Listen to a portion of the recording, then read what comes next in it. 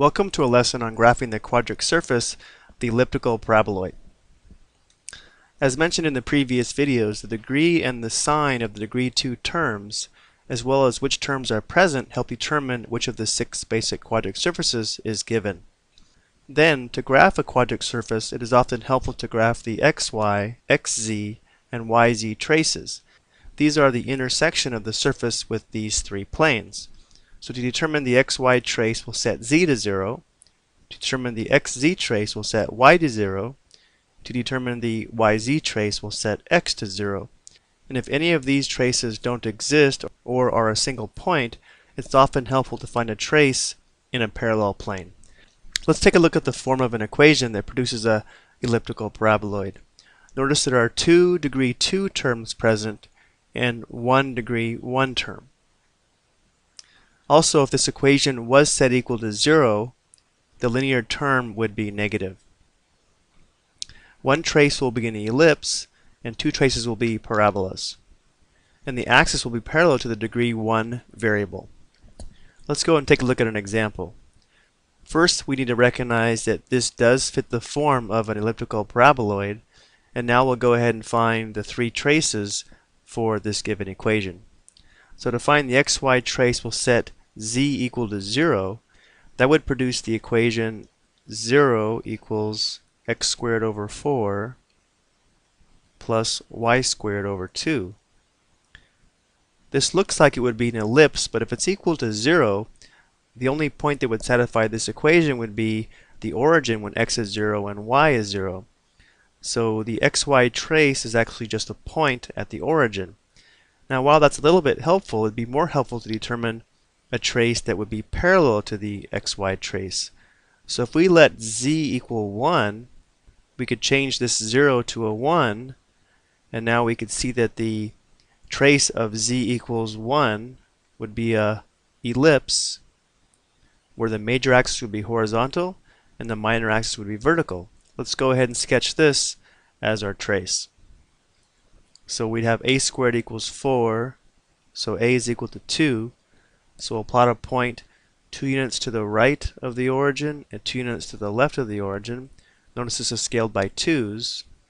Now here we have b squared equals 2, so b would be the square root of 2, which is about 1.4. So we'll plot a point somewhere in here above the origin and one below the origin. So this tells us that any trace where z is greater than 0 would be an ellipse. Now to determine the xz trace, we'll set y equal to 0. That'll give us z equals x squared over 4. And this will be a parabola. So let's go ahead and plot a few points to determine the graph. 0, 0 satisfies the equation. And when x is 2, we'd have 2 squared divided by 4. That would be 1. So the point 2, 1 is on the graph. And so is the point negative 2, 1. And now we can see we have a parabola. It opens up like this. And to determine the yz trace, we'll set x equal to 0. That'll give us the equation z equals y squared over 2. Again, notice we have another parabola. Now when y is equal to 2, we'll have 2 squared divided by 2. So the point 2, 2 is on this graph, as well as the origin and the point negative 2, 2. So we have another parabola, but it's not quite as wide. So the idea here is we could put these traces together on the xyz coordinate system to produce the elliptic paraboloid. But we're going to go ahead and use graphing software to do this.